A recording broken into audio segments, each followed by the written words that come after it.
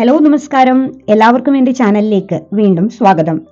ഇന്നത്തെ വീഡിയോയിൽ നമ്മൾ നോക്കുന്നത് ക്ഷേമനിധിയിൽ അംഗത്വം എടുത്ത വ്യക്തികളുടെ ID കാർഡ് ആപ്ലിക്കേഷൻ എങ്ങനെ ഓൺലൈനായി സമർപ്പിക്കാം എന്നതാണ്. ആപ്ലിക്കേഷൻ ചെയ്യാൻ ഡോക്യുമെന്റായി ആധാർ കാർഡ്, ഫോട്ടോഗ്രാഫ്, ക്ഷേമനിധി പാസ്ബുക്ക്, ബാങ്ക് പാസ്ബുക്ക് തുടങ്ങിയ രേഖകൾ ആവശ്യമാണ്. കേരളത്തിലെ വിവിധ ക്ഷേമനിധികളിൽ അംഗത്വമെടുത്ത അംശാദായം അടച്ചുവരുന്നവരായ എല്ലാവരും നിർബന്ധമായി ID കാർഡ് ആപ്ലിക്കേഷൻ ചെയ്യേണ്ടതാണ്. ക്ഷേമനിധി ബോർഡിന്റെ നിലവിലെ ആനുകൂല്യങ്ങൾ, അതായത് മക്കളുടെ വിദ്യാഭ്യാസ ആനുകൂല്യം, ഇൻഷുറൻസ് കവറേജ്, പ്രസവ ആനുകൂല്യം, അംശാദായ അടവ് പൂർത്തിയായി 60 വയസ്സിന് ശേഷം ലഭിക്കുന്ന പെൻഷൻ ആനുകൂല്യം തുടങ്ങിയ എല്ലാ ആനുകൂല്യങ്ങളും കൃത്യമായി ലഭിക്കണമെങ്കിൽ ഏത് ക്ഷേമനിധി അംഗമായാലും ID കാർഡ് എടുത്തിരിക്കണമെന്നത് നിർബന്ധമാണ്. അപേക്ഷ സമർപ്പിക്കുന്നതിന് ഗൂഗിളിന്റെ പുതിയൊരു പേജിൽ AIIS എന്ന് കൊടുക്കുക. ഓപ്പൺ ആയിട്ട് വരുന്ന പേജിലെ AIIS.lc.kerala.gov.in എന്നുള്ള ഓപ്ഷൻ ക്ലിക്ക് ചെയ്ത് കണ്ടിന്യൂ ചെയ്ത് വരുന്ന പേജിൽ ID കാർഡ് റിക്വസ്റ്റ് എന്നുള്ള ഓപ്ഷൻ ക്ലിക്ക് ചെയ്തുകൊണ്ട് കണ്ടിന്യൂ ചെയ്യാവുന്നതാണ്.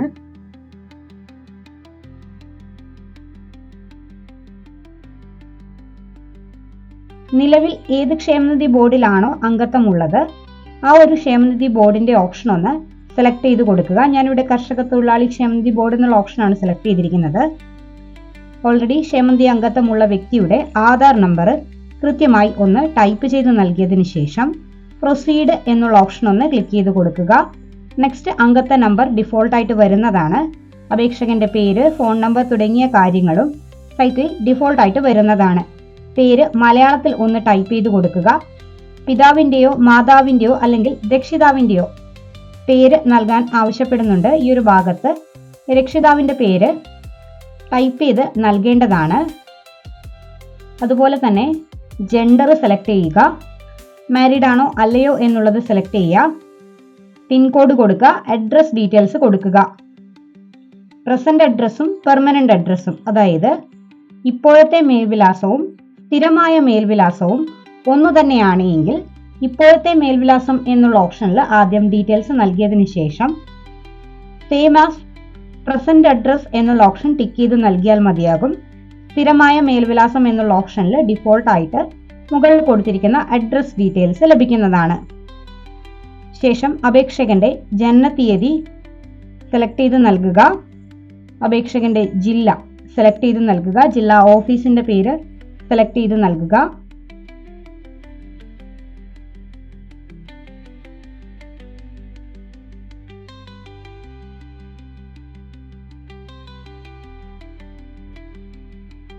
അപ്ലിക്കന്റിന്റെ മൊബൈൽ നമ്പർ മാറ്റി നൽകണമെങ്കിൽ നിലവിൽ മൊബൈൽ നമ്പർ എന്നുള്ള ഓപ്ഷനിൽ ഒന്ന് ക്ലിക്ക് ചെയ്തതിനു ശേഷം പുതിയ മൊബൈൽ നമ്പർ ടൈപ്പ് ചെയ്ത് നൽകാവുന്നതാണ്. വാലിഡ് ആയിട്ടുള്ള മൊബൈൽ നമ്പർ തന്നെ കൊടുക്കാൻ ശ്രദ്ധിക്കേണ്ടതാണ്. കാരണം അപ്ലിക്കേഷന്റെ ഏറ്റവും ലാസ്റ്റ് സ്റ്റെപ്പിൽ ഫോണിലേക്ക് OTP മെസ്സേജ് വരുന്നതാണ്.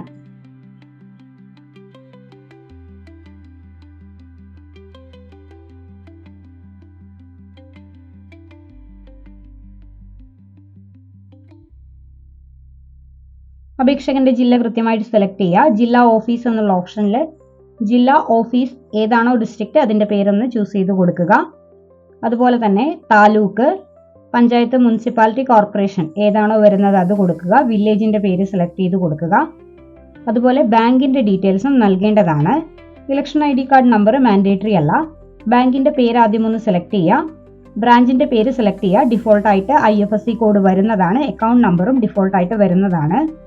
വ്യക്തിയെ തിരിച്ചറിയുന്നതിനുള്ള 2 അടയാളങ്ങൾ നൽകാൻ ആവശ്യപ്പെട്ടിട്ടുണ്ട്. നിലവിൽ അടയാളങ്ങളുടെ ഡീറ്റെയിൽസ് അവൈലബിൾ ആണെങ്കിൽ നൽകുക.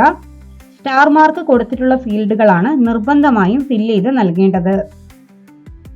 ഈശ്രം കാർഡ് ഉള്ളവരാണെങ്കിൽ ഈശ്രം കാർഡിന്റെ നമ്പർ കൊടുക്കുക.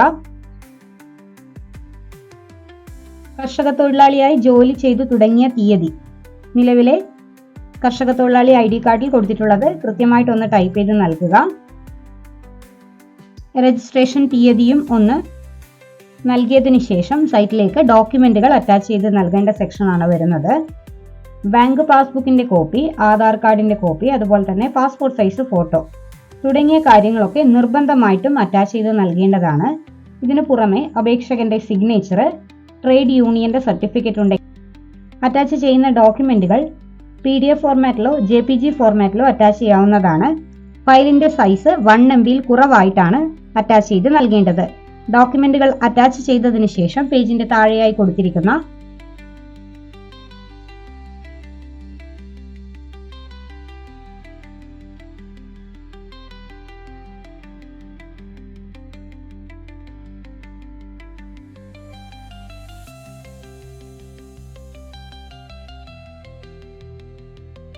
സേവ് ആൻഡ് നെക്സ്റ്റ് എന്നുള്ള ഓപ്ഷൻ ക്ലിക്ക് ചെയ്തുകൊണ്ട് കണ്ടിന്യൂ ചെയ്യാം.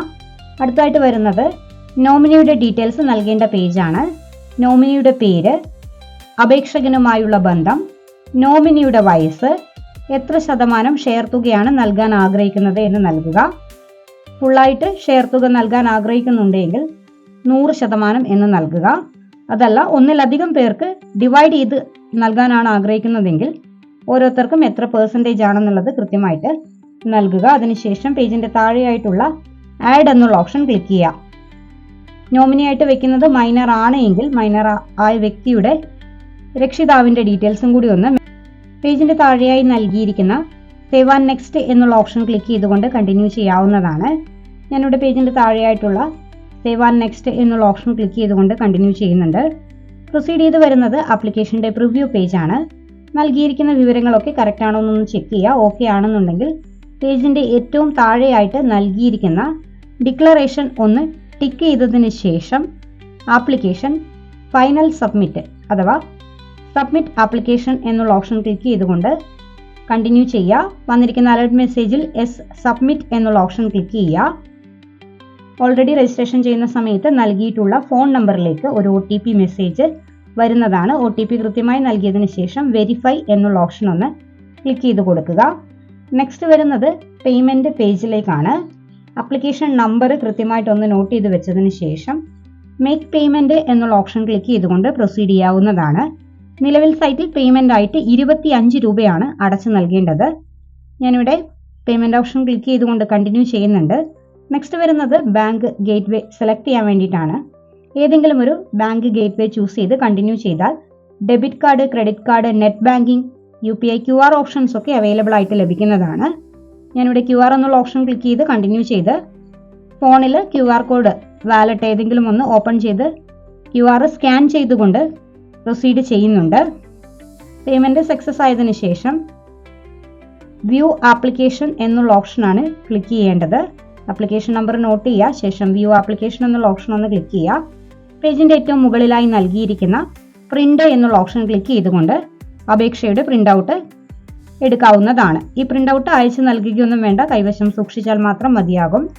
അപേക്ഷയുടെ സ്റ്റാറ്റസ് അറിയാൻ ഹോം പേജിലെ ആപ്ലിക്കേഷൻ സ്റ്റാറ്റസ് എന്നുള്ള ഓപ്ഷൻ ഒന്ന് ക്ലിക്ക് ചെയ്തതിന് ശേഷം അപേക്ഷകന്റെ ആധാർ നമ്പർ അല്ലെങ്കിൽ ആപ്ലിക്കേഷൻ നമ്പറും ഓൾറെഡി രജിസ്ട്രേഷൻ ചെയ്യുന്ന സമയത്ത് നൽകിയിട്ടുണ്ടായിരുന്ന മൊബൈൽ നമ്പറും കൃത്യമായി ടൈപ്പ് ചെയ്തതിന് ശേഷം വ്യൂ എന്നുള്ള ഓപ്ഷൻ ക്ലിക്ക് ചെയ്തുകൊണ്ട് കണ്ടിന്യൂ ചെയ്താൽ മതിയാകും.